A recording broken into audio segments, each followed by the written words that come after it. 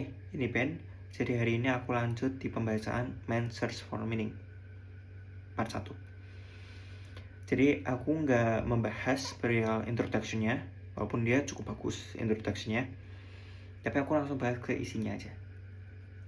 Oke, di isinya ini dia awalnya ini menceritakan perjalanan atau pengalamannya di camp.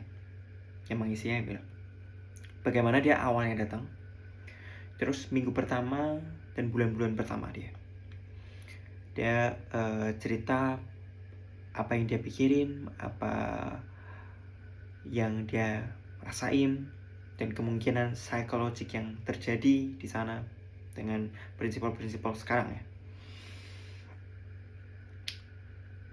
Dan ada suatu hal yang menarik yang aku ambil, yaitu yang aku tulis bahwa hal yang kita anggap penting seringkali hilang di hadapan kematian.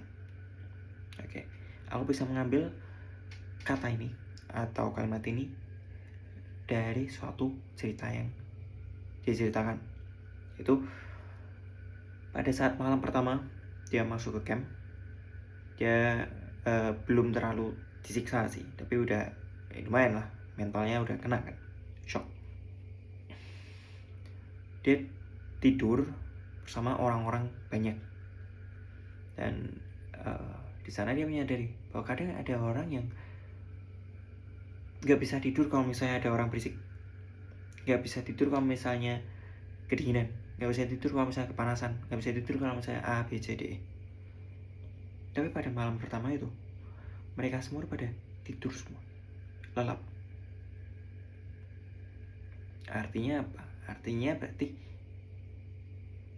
hal yang mereka anggap penting untuk bisa tidur ternyata nggak juga.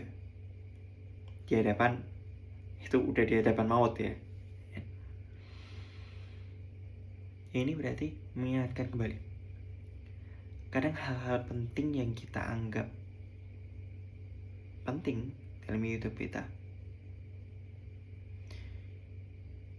itu sebenarnya cuma hal-hal yang membuat kita nyaman aja,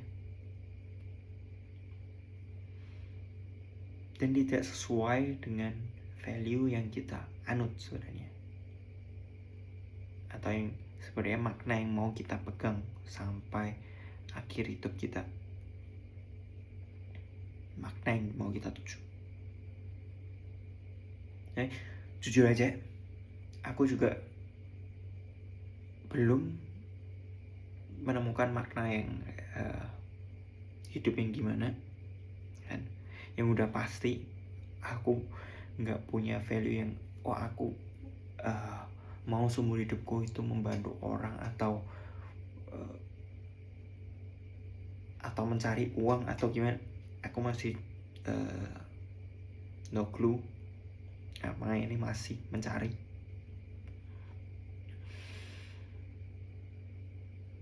Dan di sini aku diriman lagi sih bahwa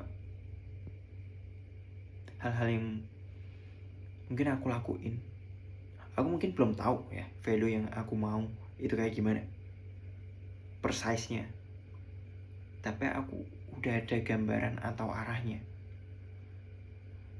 Belum ada precisenya, tapi udah ada gambaran atau arahnya. Jadi aku bisa mulai meninjau atau merefleksikan sebenarnya tindakan-tindakan yang udah aku lakuin ini itu sesuai gak sih sama arah value atau makna yang aku mau. Mungkin nanti bisa berubah, kemungkinan besar akan berubah, tapi untuk sekarang udah sesuai belum sih? Emang aku belum mengalami krisis hidup dan mati secara langsung seperti yang dialami penulis, dan menurutku walaupun kita bisa bayangin, itu pasti nanti hasilnya atau apa yang kita rasain kemungkinan besar beda, karena tubuh kita beda lah pastilah. Tidak, aku nggak tahu nanti bakal berubah atau enggak. Tapi di sini aku belajar untuk merefleksikan diriku lagi nih. tindakan yang aku kerjain sekarang atau prioritas-prioritas yang aku punya udah sesuai belum sama value yang aku mau punya atau makna yang aku lagi cari atau tuju. Itu yang aku pelajari hari ini.